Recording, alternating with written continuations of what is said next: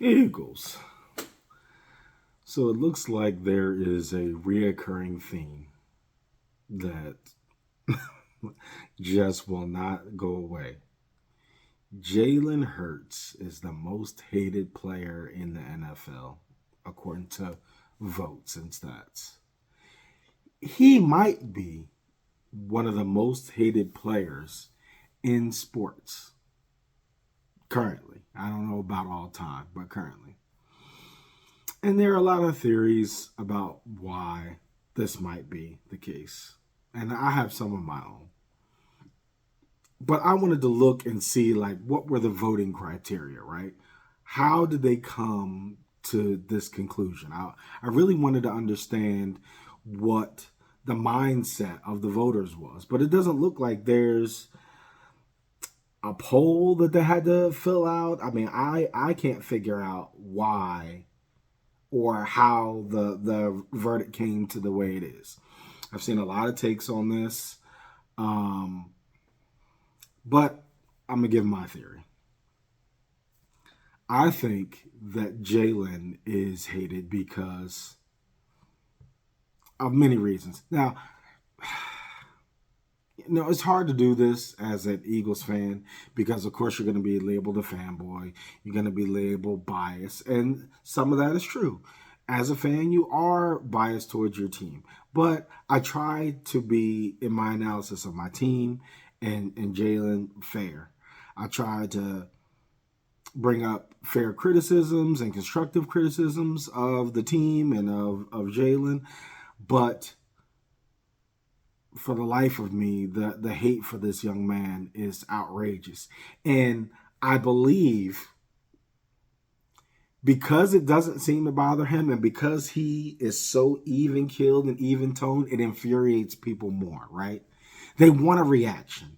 They want him to punch the wall. They want him to go on a tirade. They want him to get drunk. They want him to have scandals. They want him to have a side chick and 12 baby mamas and have a gambling problem or have a drug problem or have a spending problem. He's just too clean, maybe, is the problem. Is that the problem? He's a winner. He wins a lot. He wins where the league's favorite QBs don't win. They have to make so many excuses for why their quarterbacks don't win and don't get to the precipice of the Super Bowl that they have to tear down the guy who gets there in order to level up their person. These are some of my theories. He is a loner. Okay, people don't really like loners. They like socialites. They like people who seem approachable, who seem like they're part of the band or part of the group or part of the clique. He's too out of the norm. And people don't know how to process this. People don't know how to understand a person like Jalen Hurts. They say, okay, he doesn't have the gaudy stats that my favorite QB does. He doesn't throw for 1,000,000 yards. He doesn't do this. He doesn't do that. Yet he keeps winning. His winning percentage is outrageous. He makes it to the playoffs all the time. He makes it to 2 Super Bowls in his first 4 years as a starter. His first 4 years as a starter. He duels the league's best quarterback where nobody else does, the way nobody else does. He makes them sweat. He beats the other league's favorite QBs. He beats Josh. He beats Joe. He beats Lamar. He beats Patrick. He beats all these guys. So they have to hate on him. It's mandatory, it seems. The criticism from media, the criticism from our own fan base, the criticism from our local media, who are supposed to be, now those guys are supposed to be the biggest Eagles lovers and fanboys. Those guys, the paid media, are supposed to be the ones caping for Jalen Hurts the most, and they actually are the ones who tear him down the most.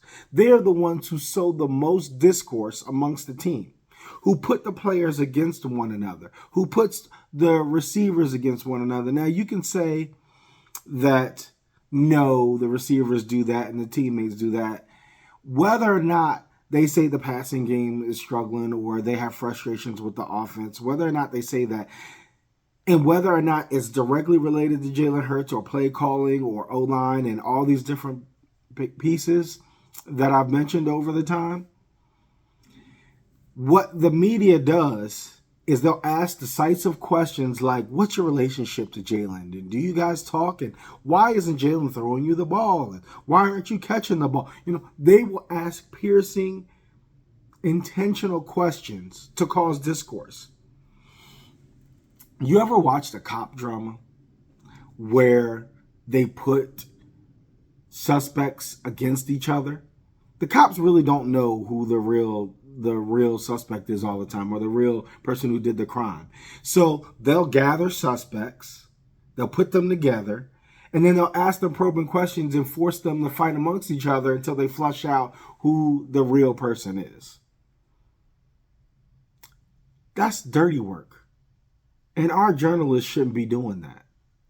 Our journalists have the right and should be asking tough questions about why we struggle, because of course we are struggling, and we did struggle last year. So I'm not saying that. I'm not saying that they should play softball and not ask important questions like what can be done and how can we improve, and what are your suggestions on how we get better. But they'll be like, oh, what's up with Jalen? You guys friends? You guys play 2K together? You guys go out and eat? Why are this and why are that? They're not asking in my opinion, the right questions of the players and of the coaches. And then you have sort of a dynamic where even if they ask the right question, in order for people not to point fingers at one another, which they shouldn't do, they have to avoid some of the questions and be like, hey, we're working on it. We're going to get it together. We're going to do this, that, and the other. It's fluff. We all know it's fluff, but that's the right answer, because you don't want to say, hey, player X didn't block on this play, or player Y didn't catch the ball, or player Z threw the ball behind me or in front of me or over my head or whatever. You don't want to say that, right? You know the problems. You see the film. You guys work it out together. You guys get your act together and get your rhythm and everything going. That's what needs to happen. You watch the film and you improve, bottom line. But the hate on Jalen Hurts, I applaud this young man. I don't know what it has to be like to be him in the broader sense of the scope of the hate. By every single facet, everywhere. The people wearing your jersey, the people wearing your number, the people who are supposed to be supporting you, your fans, your media, your coaches, whoever is saying these things, the locker room, whoever is saying all these things, and you have to endure, and you have to keep showing up and going to work. For somebody, and I understand it to a small degree, right? A very, very small degree. So I'm not trying to put myself in Jalen Hurts' shoes. I'm much older. I have kids older than him. But it's just a small comparison, okay? I am similar at work. I'm great at home. I love my family, I love my friends, but I'm similar at work. Very quiet. People don't really know how to read me. I've been known to be thought of as, what can I say? Not a jerk, but unresponsive. It's just like nothing phases me, and they don't know how to take that. They don't like that. It rubs people the wrong way, right? If they don't know how to read you, listen. If they know you're an asshole, they know how to peg you. He's an asshole, but I know him. If you're the jokester, he's the jokester. I know him. If you are the flashy car guy or watch guy, or, you love spaghetti, if they know something about you that they can pin on you, it brings them a sense of comfort. It brings them a sense of, to them, an understanding of who you are. And if they don't know and they can't figure it out and it's too shrouded, it leaves them uncomfortable. So when they're uncomfortable, they have to make up stuff. They have to apply a label. They have to do something to justify your existence. That's just how they have to do it until they get to know you. Did you see in the Super Bowl with Smitty talking to Jalen? Thanks for hanging in there with us. Thanks for getting us back here to this game. Did you hear him talking in the mic'd up about how the last Super Bowl changed his soul? And how Saquon, who's fresh to the team at this point, is Jalen Hurts going to smile again? And he was like, listen, not till the fat lady sings, not till the game is over. You know, there was a weight lifted off of this man when he won the Super Bowl after losing it the last time. I think Nick Wright said that there's only two people who had lost their first Super Bowl and then came back to win. I think he said it was Elway and Jalen Hurts. Other than that, there's nobody else. No, he is in that slim a margin of players who've been able to do it. You have a league and you have a generation of people who like to crown people too early, who like to bandwagon and do all this different stuff. And it just baffles my mind about the sheer amount of hypocrisy that floats around the fan base, floats around the league, floats around the media. They will have a guy like, and again, just in case this is your first time watching, when I talk about other players, it is not to slight them. It is to make a point, okay? I think that Josh Allen and Lamar Jackson are superstars. I think they're great players. I don't know them personally, but I see their body of work. I think they're good players. But they have not gotten there, okay? They have not done what Jalen Hurts has done. And everybody wants it to be done the same way. They want it to be done over the air. But guess what? Over the air is not getting it. You have to have more than that. You have to be more than that. And that's what our quarterback is, and that's another source of the hate. Okay? They don't like the tush push. Josh Allen is doing that. He got like a 20-yard tush push, and I thought it was amazing, actually. I was laughing my ass off about how far this man got pushed down the field on one of the pushes. The league has pretty much adopted it. You watch teams sparingly try it. They don't have the same success as the Eagles. Well, the Eagles this year were, I think, the worst at it, based on a lot of different things, O-line and blah, blah, blah, a whole bunch of other stuff. But around the league, it's been adopted as a play to try and succeed at it. They don't like that. They don't like the dominance of the years of the Eagles having it. Oh, well, he's just getting pushed a yard. They don't like this man so much that I wouldn't be. I hope he doesn't have a nervous breakdown. I don't think he will. I think that he's managed to find his lane and stay in it, and that's what he needs to do. He doesn't need to worry about me. He doesn't need to worry about anything else but honing his craft, playing the best ball he can, putting the best product that he can out on the field, given the circumstances that are given to him, and keep on winning. But again, the hypocrisy. They will stay on Josh Allen. Let's talk about some stuff. They will stay on a QB like Josh and Dak Prescott and all these other guys for 10 years, 8, 10, 12 years to never do anything. But our guy goes to 2 Super Bowls in 4 years, wins one against the league's boogeyman and the league's boogeyman team. And they say draft another quarterback. He needs to be traded. Put him somewhere else. What? Joe Burrow hasn't been to the playoffs in 3 years. Always hurt. When he's not hurt, he's throwing pick sixes. He has the game in the hand and he throws the game away and loses the game. Keep Joe. Because he can throw for 5,000 yards. What's that 5,000 yards getting you? This is what I don't understand. Isn't the point of playing this game not to pad your own stats and not to build your own legacy, but to help your team, who everybody on your team matters to team success, like the Seahawks?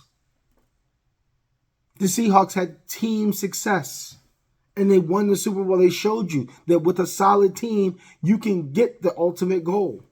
It doesn't have to be one man, Superman, showstopper, behind the back look passes. This isn't like basketball where Kobe, who's not going to pass it, can run you up 80 and still might lose. It's not like that. They hate on this man so much. So much. It's crazy. And it's just a reoccurring theme. I probably made 3 or 4 of these videos, and I'm a small time creator. But that's how huge the hate is. And people have covered it at length for the past couple of days, but I just wanted to think on it. I watched my boy Arkansas Eagle talk about it.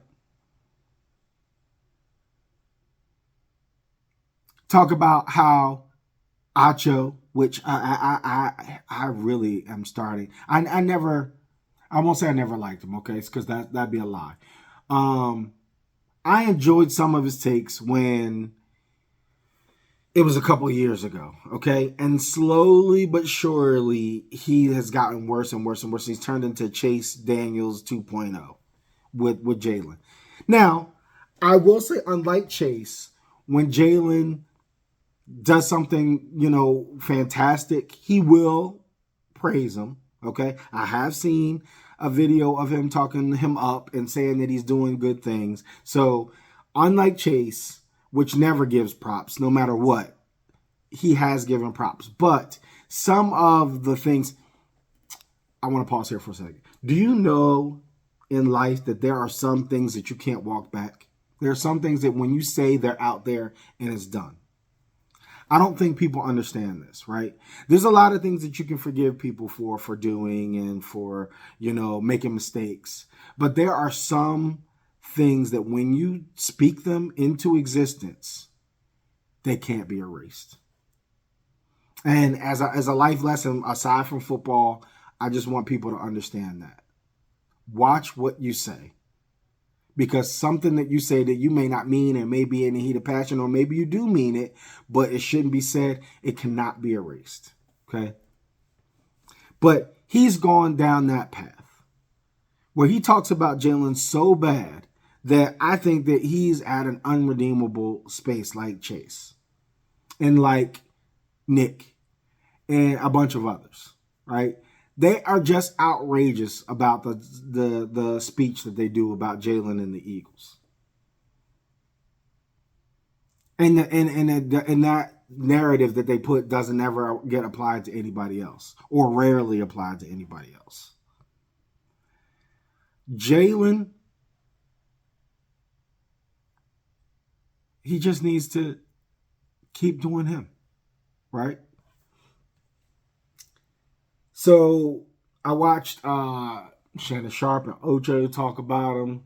I watched a bunch of different creators talk about Jalen and about how he's a loner. I mentioned this, but I'll go into a little bit more. How he just keeps to himself. When we'll see film of everybody going haywire on the sidelines, and he's just even keeled.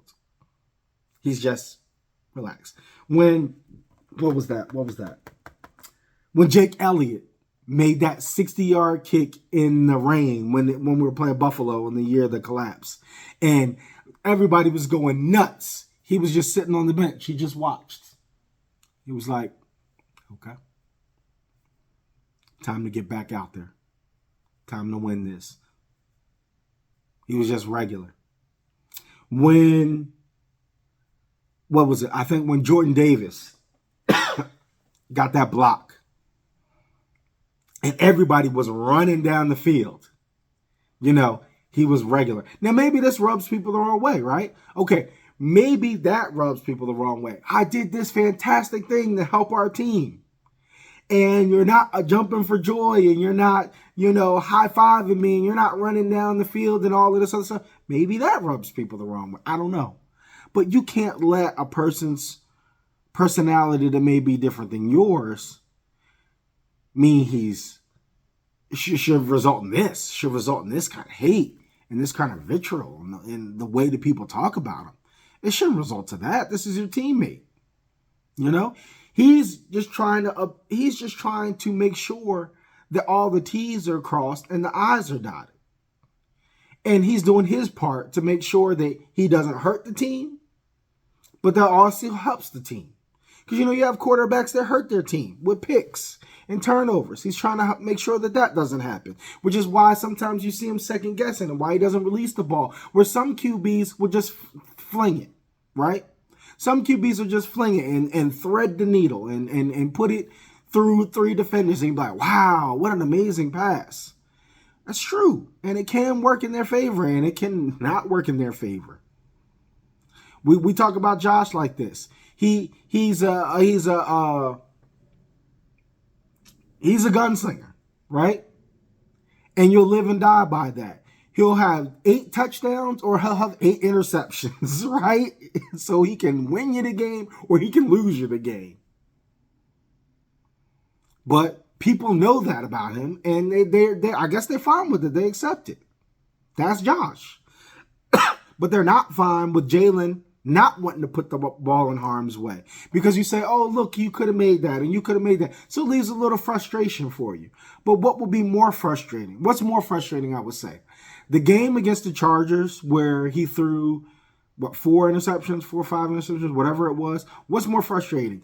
Losing in that fashion or losing when there were no picks?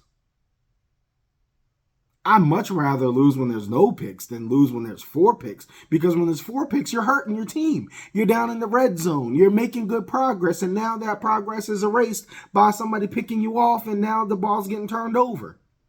I'd much rather a drop or, over the head or, whatever else than to give the ball back to the other team. So we turned into a 3-and-out monster last year, more than anybody else, because he didn't want to take those chances. Now, I'm saying that he needs to take more chances. This will be a fair criticism of him. I think he needs to take more chances, but not just get reckless with it. That's what I would say. There's a fine line between turning it up and turning it loose. We want to turn it up, Jalen. We don't want to turn it loose. We don't want to put the ball in harm's way so much so that it's a detriment to the team. But we want you to exercise getting your players the balls in the right moments. Now, this also has to do with scheme. Because when you watch these games and these guys with crossing routes and these guys that get wide open and you're like, how's that guy wide open? He was schemed open. How did this play happen? The coaches and the plays and the OC and everything worked together to make that play happen. Not just the quarterback. The quarterback wasn't just there and say, okay, guys, line up and run anywhere on the field you want, and I'll find you and I'll get you the ball. It didn't happen that way. I guarantee you it didn't happen that way. This is not backyard football. It was just a hike. And then you stand around and you watch because nobody's coming to tackle you, because in backyard football, nobody's running to tackle the QB. That's not how it happened. They were schemed open. They had good play calls. Then they also had good players that made it happen. Or in the case of, you'll say you have some type of audibles like Kels and Mahomes. They were known for that, which is why they were such a great duo. I don't know what will happen in the future, but this is why they were such a great duo. The Chiefs would have a plan. The defense would read it, and Kels would do his own weird thing, and Mahomes would find them. Okay? That made up a lot of that superstar stuff that you saw with Mahomes and Kels that made the Chiefs great, which made them fun to watch for a year or two. Okay? They were entertaining. But that they got tired. And I'm so glad that the Eagles put an end to that. But for the most part, it's scheme. It's practice. It's getting your people open so that Jalen doesn't have to go crazy and take his chances on long balls. That when he does, he drops them in the bucket. And he's had other good passes that aren't like that when the scheme is right.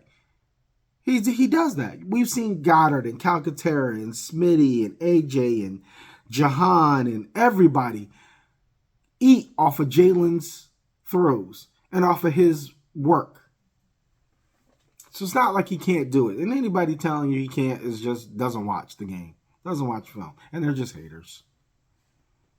Jalen is the man. If we're lucky, he continues to improve and get better, and he's our franchise quarterback until he retires, and we get one or more Super Bowl wins. And he goes down as an all-time Eagles legend. He's already the most successful quarterback that we've had, getting us to 2 Super Bowls. That could be his path.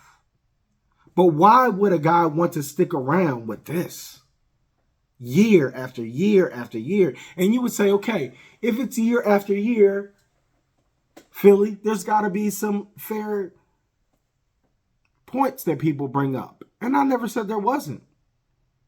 I just mentioned one. That's just one. There are points that Jalen Hurts needs to work on his game, just like everybody else. Just like every single player out here. But not to this level. I mean, it is outrageous. I think I've seen more Jalen Hurts talk.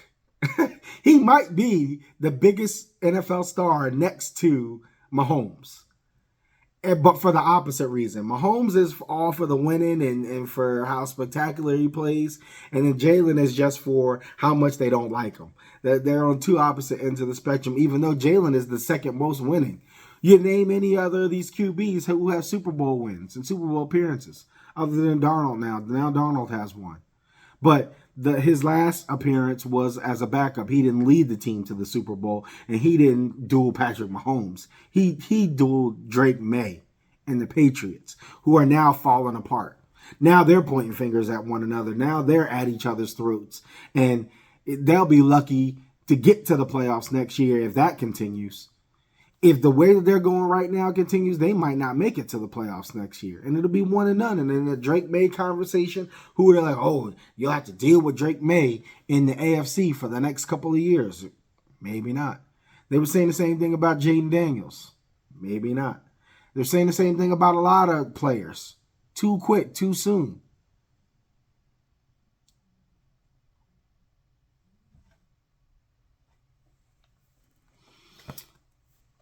Our boy doesn't deserve this. He doesn't. He deserves to be embraced. He deserves to be talked about favorably. He deserves to be praised as one of the greats because he is, and don't let anybody tell you different. He deserves to be somebody who's respected and thought highly of. The vets think highly of him. You'll hear, I can't remember if it was Eli or Peyton that was saying, he calls me. He calls Jordan. He calls all these other people trying to hone his craft. He's not taking a break, right? He is trying to make sure that he is the best player he can be for his team at all times. He's not, oh, I'm a superstar, and look at my Lamborghini, and look at this, and look at that. And again, I think this is part of the reason why people don't like him. He just does not fit the mold that they want to put him in.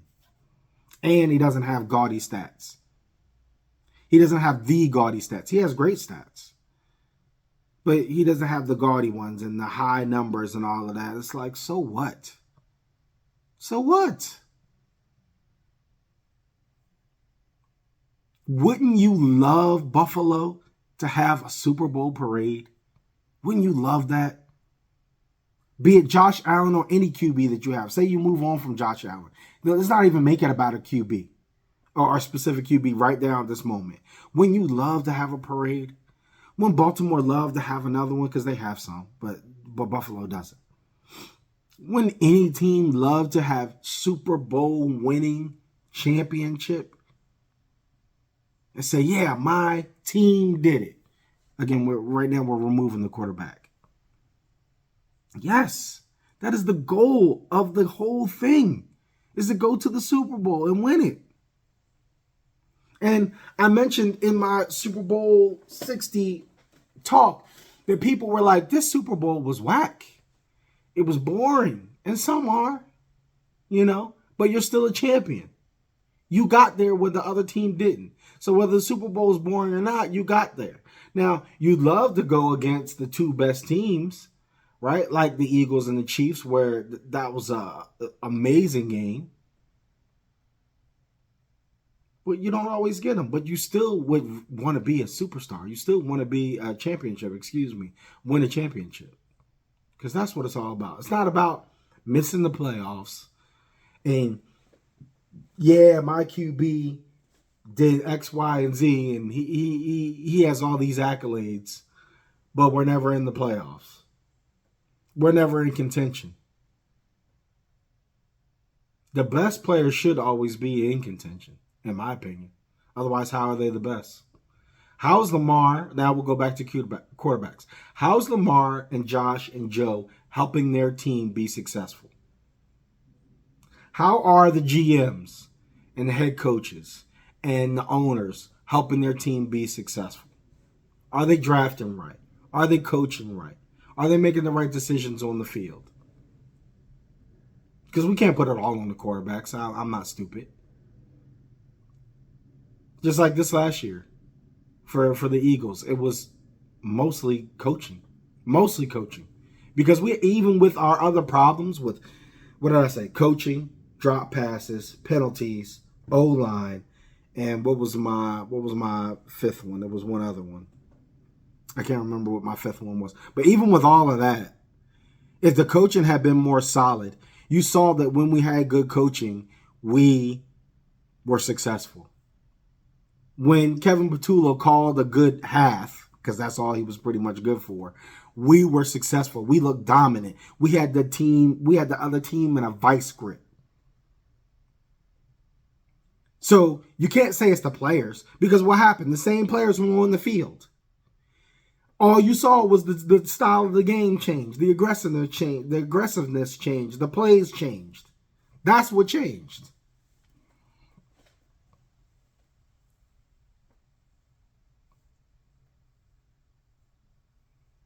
Jalen may never see this. He probably won't.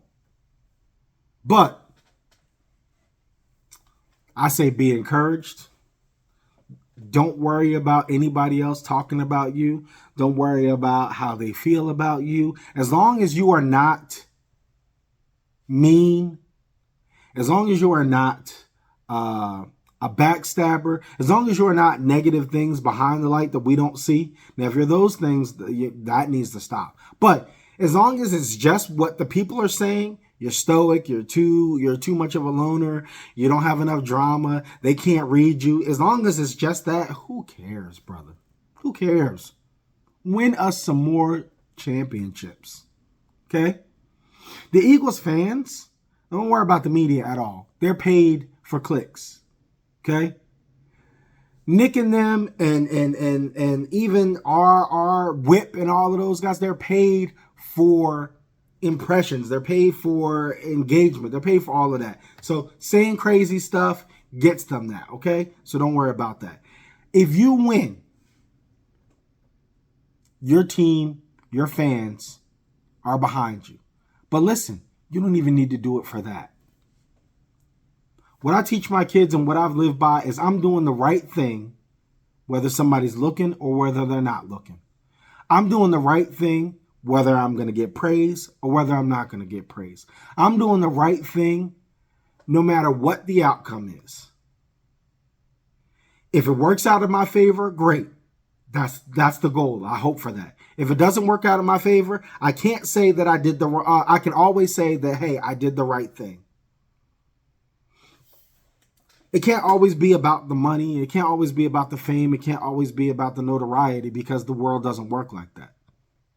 Okay? Don't worry about your praise now. If that's an end goal. If your end goal is beyond championships and it's to be known as one of the all-time great legends, you just keep doing what you're doing now. Playing your game, winning, getting the Super Bowls, and then the story for you will be rewritten afterwards when you're done and you're retired. What we'll look back on is all the hate and all the talk that was about you. But no matter what happened and no matter what was said, you still went out there and you won championships. And if that's your goal, your name will be cemented. I guarantee you that. I guarantee you that. They talk about people like, what's the old boy's name that was on the Steelers with the miraculous miracle. I can't think. Bradshaw. I'm an old man. Sorry. They talk about Bradshaw, right?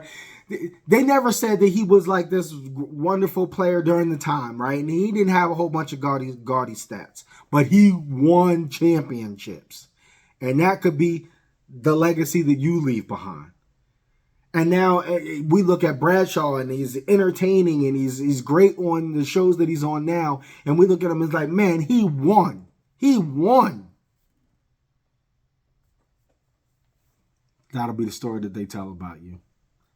And then the other story will be how you handled the way that everybody talked about you, which in my opinion is even better than championships. And that's just me. If I can conduct myself in a manner that isn't destructive after how people drag my name and people talk about me when I'm not doing drugs and I'm not, beating my wife and I'm not, gambling and I'm not doing all these other crazy things. I'm not spending lavishly. I'm not buying yachts and wasting my money. I don't know, but it's not out there that he's doing this thing. If I can handle all of that and keep my head high and still live a great life, that might be an even better story for you than winning Super Bowls. I'm just thinking about that. The legacy of a man who can face this kind of adversity and still come out on top. That'll be you, Jalen Hurts. Fly, Eagles, fly. Go Birds.